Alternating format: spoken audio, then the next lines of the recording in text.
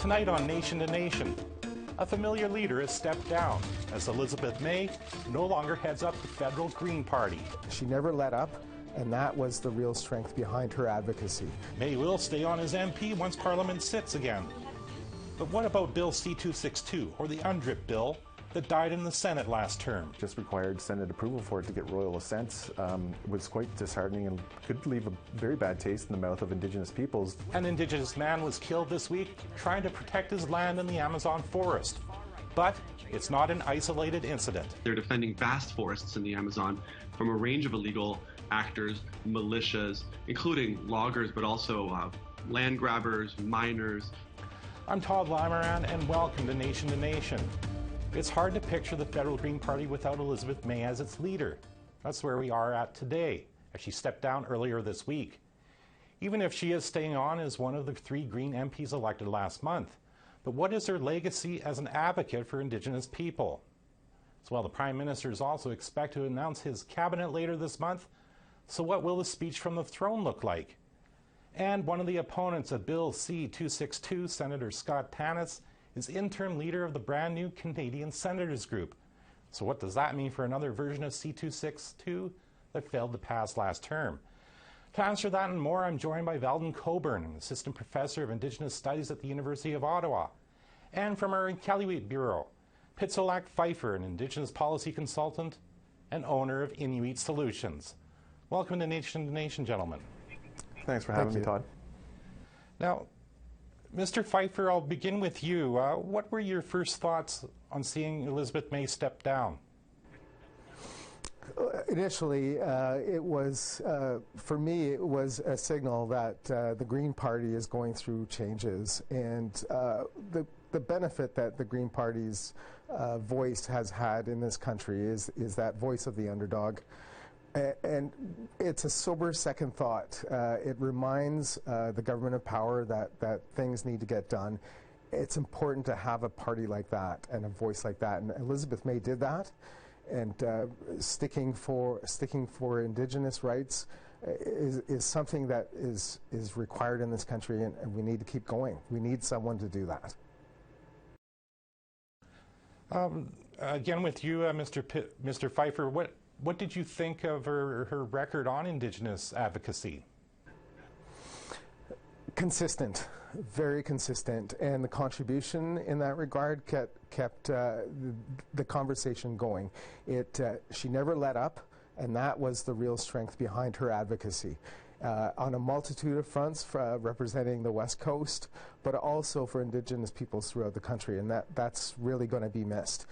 I'm hoping another person steps up to really put feet to fire here in the next running of the government. I'll turn to you now, Mr. Coburn. Kind of the same question, because I know that there was some criticism of Ms. May's record on Indigenous issues. In fact, there was an article written by somebody who sat here on our election coverage, Robert Jago. Mm-hmm. So what did you think of her record? Well, I think personally, Ms. May was actually deeply committed to Indigenous peoples, but along different ideological lines. But it was more the party that was underwhelming, and I think that was kind of the point of Mr. Jago. So Robert had taken a great deal of analysis of the party platform and did try to approach the party, but it seemed to be something that wasn't deeply fleshed out much. So it would leave us somewhat underwhelmed. I know that without my prodding her when I asked her a question when she resigned earlier this week, she did bring up that article and did defend herself that she had brought up Indigenous issues more in the House than anybody else. But where do we go from here? I mean, she's still around. We got 2 more Green MPs. Mm-hmm. Do you think anything they can do as we get ready for a new parliament? Well, it's a minority government, and they're a few seats shy of having a majority. There's the Liberal party that would step in, and I guess they have first crack at forming a government along parliamentary convention. So perhaps they could fill some of the shoes, and if they are really true and committed to Indigenous issues, that maybe they may be more vocal, and not just in or at least come up with more substantive policy that's practical. So insist upon the governing party, whichever it may be, but most likely be the Liberals, that they adopt more substantive issues and approaches. Do you think they put any pressure on the minority government with just 3 seats, or is that going to come from the NDP? I suspect it might come from the NDP. Beside the fact that the Bloc Québécois are sort of a sovereigntist, separatist party, they are somewhat progressive on Indigenous issues within Quebec, so they have a fairly nominal standing within Parliament that's a little bit stronger than the Green Party as well. So I would hope that those 2 parties combined would raise the issues and tug the Liberal Party towards making more headway on these particular issues. I'm just going to stay with you for another moment, Mr. Coburn. We're going to hear another thrown from the speech. Indigenous issues did come up last time in 2016. I don't know, can you look in your crystal ball and think what might come up this time around? Well, the only crystal ball I think I have is probably from the Liberals' first budget, right? Because it had so much back-ended funding, priorities that extended beyond the 4 years that they formed government in the last parliamentary session. So a lot of it should come from maybe 4 years ago and play out in their new policy and whatever may come of that. But I would hope that they might breathe fresh air into reconciliation, because they've taken quite a hit and a dip on support and enthusiasm from Indigenous constituents across the country because of certain actions that they've taken, such as appealing the Canadian Human Rights Tribunal's decision of early September and continuing to drag their feet on that. So if they would like to reinvigorate reconciliation, perhaps that may take a prominent place. If it were me, yeah, that would be ideal. Mr. Pfeiffer, back to you up in the Iqaluit. You heard what Mr. Coburn said. Do you want to add anything, or do you have a different opinion on what might be in the throne speech? Well, I think the real battle this go around is that continuing battle between resource development and the pipeline efforts. This new government, the Trudeau government's going to be hard pressed to create better inroads in the West, and really this is where the whole free, prior, and informed consent issues are really going to be tested here.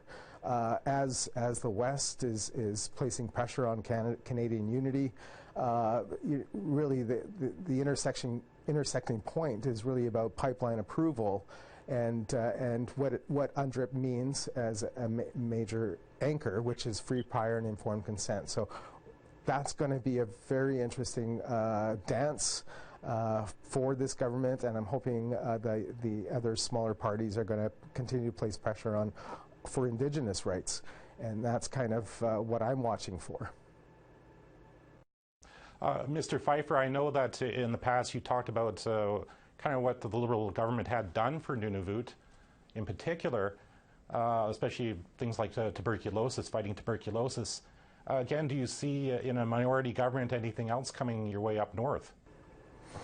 Well, certainly the Trudeau government in the past has made substantial investments, and my colleague is absolutely right in terms of having made actual commitments, financial commitments over the foreseeable future.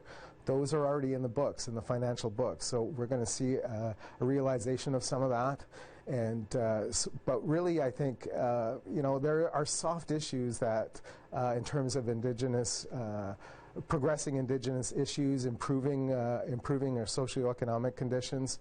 We put a lot of emphasis on strengthening language and culture. For me, those are important, but I think soft issues, the harder issues really around economic infrastructure, economic opportunity, more education opportunities, increased health.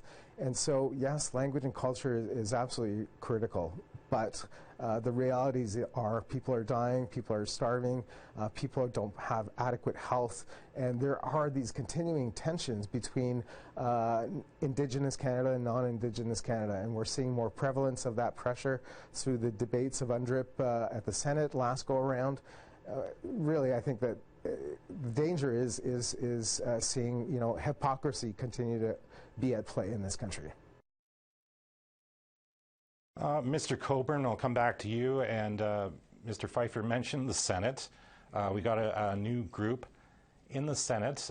Don't know too much about them. It's 11 senators have created a Canadian Senators group headed by Scott Tanis, who is at the forefront fighting the Romeo Saganash's Bill 262.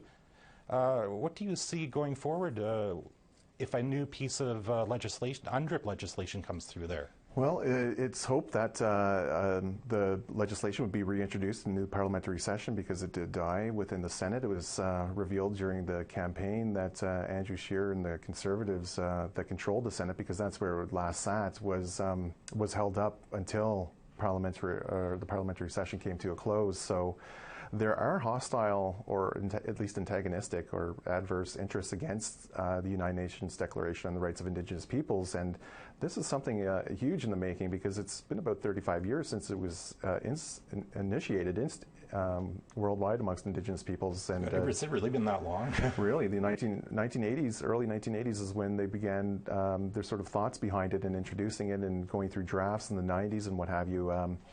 So for it to make it this far and get almost to the end where it just required Senate approval for it to get royal assent was quite disheartening and could leave a very bad taste in the mouth of Indigenous peoples. But it is that big point that Petiola raises about free, prior and informed consent that would be at odds with a little bit of the new government's agenda, as well as pushing through natural resources, because just recently, I guess, some BC First Nations announced that they're going to appeal, I guess, the further expansion once again, pushing through the pipeline through their territory without their consent. Mr. Pfeiffer, we're almost out of time, but I do want to give you the last word on this. If you wanted to comment on the Senate subject or something else, you've got the last word. Well, I appreciate that very much, and it's a pleasure speaking with you folks. It really is an interesting time with the Senate. Trudeau has really created a new culture within the Senate body around freedom of expression, freedom of opinion. But we're seeing pushback there, and I think the Conservatives are seeing the hole that they've left themselves through, Harper not having appointed many senators because of the Senate scandal last time. So it created a huge opportunity for Trudeau. Really what now has to happen is that hoping that UNDRIP is reinvigorated, that process being reinvigorated, that the new independents will be steadfast and try and work through some of the entanglements around the conflicts in law in this country against UNDRIP and the international declaration. So I'm hoping we make progress on that, because there are legitimate issues around our legal system, our legal laws against UNDRIP. So that exercise needs to happen. So I'm looking forward to that. Mr. Pfeiffer, Mr. Coburn, I just loved hearing your insights. Once again, thank you, gentlemen, for speaking to me. Thanks for having me. Pleasure. Thank you very much. After the break, more on the murder of an Indigenous land defender in Brazil.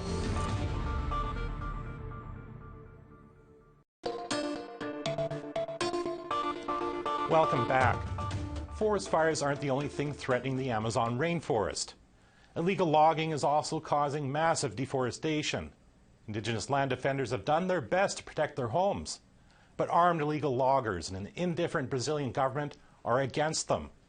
Earlier this week, Paulo Paulino Guajajara was shot in the face and died at the hands of illegal loggers in Brazil. But he's just the tip of the iceberg. For many years, Amazon Watch has brought these crimes to the world's attention. I'm joined now via Skype by Amazon Watch's program director, Christian Poirier. Welcome to Nation, Mr. Poirier. Thanks for having me today.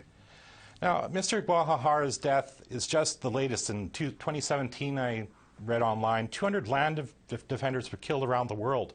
I mean, how much danger to land defenders is there in the Amazon? The danger to land defenders, rights defenders in the Brazilian Amazon today is acute, not just in Brazil, of course. It's also true to say that in Peru, in Ecuador, in Colombia.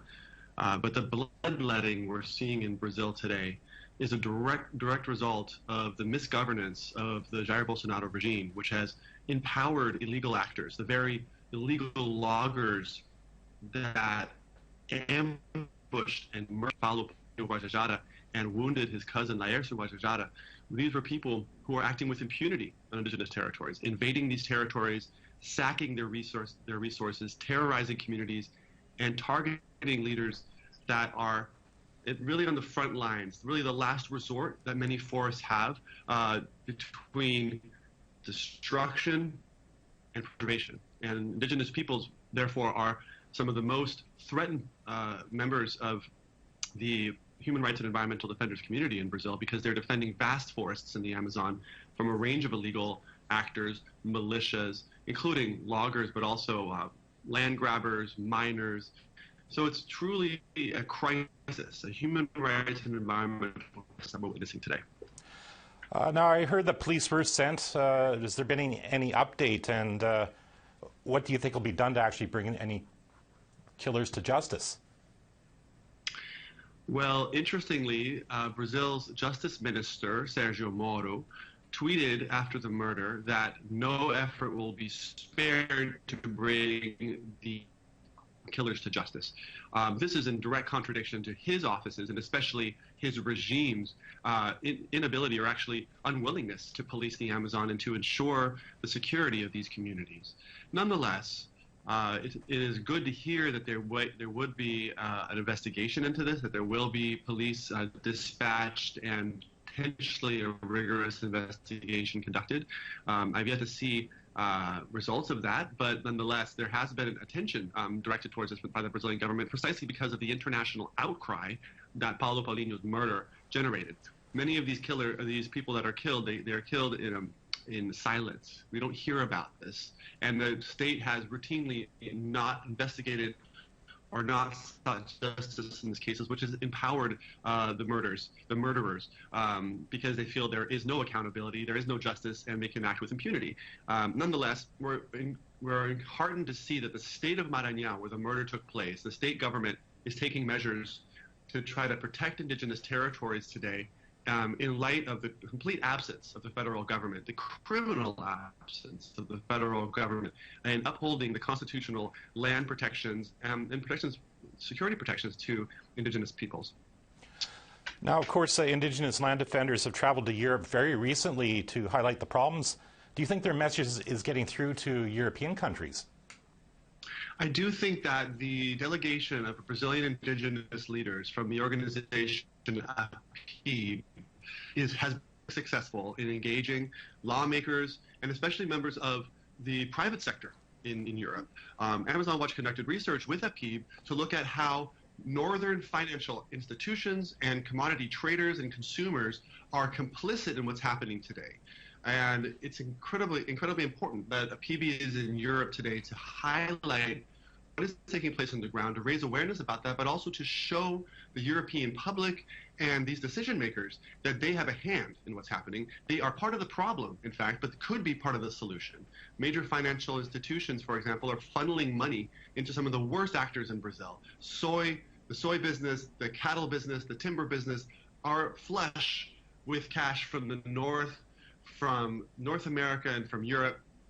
And the APTN delegation has been effective in delivering this message of indigenous blood, not another drop. Not another drop can be spilled in the name of this reckless expansion of industrial activity in the Amazon, and we in the North cannot be found complicit in this. We have a say. So the APTN delegation in Europe is an essential step and has been successful up to now in engaging these very important actors who could serve as leverage points over the Bolsonaro regime. I guess finally, I just wanted to ask, you talk about all this blood that's been spilled. Has been any talk of indigenous groups having to arm themselves and actually fight for their lives? Well, indigenous peoples, like the Forest Guardians, of which Paulo Paulinho was a member, they do police their territories in these cases, armed with shotguns, hunting weapons, because they are under such immense threat of the very ambush and murder that we witnessed last week. They're not arming themselves for confrontation. They're not arming themselves for the kind of paramilitary actions that we're seeing waged against them. They're arming themselves to defend themselves. But this is also, these are not sophisticated weapons. There are not many resources at all. These are people who are basically with the very basic means to defend themselves up against militias, up against well-funded criminal forces. And of course, they have a right to defend themselves. We often see the Indigenous peoples also carrying traditional weapons like bows and arrows. These are messages they need to send to these actors on the ground that they will not tolerate what they're doing to their territory. However, they're up against enormous odds. And this is not an attempt to, for example, foment violence. This is an attempt to defend the territories and the way of life and the future of these peoples and, of course, of the Amazon as a whole. Because if these forest guardians are not successful in protecting the Amazon, it will fall. It will be destroyed, and we will all go with it. The Amazon is critical to our future, so their work is for all of humanity. Mr. Poirier, I want to thank you for this interview. Thank you for speaking to me. Thank you. After another break, a new study on food insecurity among First Nations.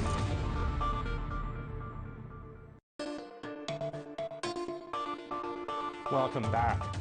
Very recently, a 10-year study on food, nutrition, and the environment was released.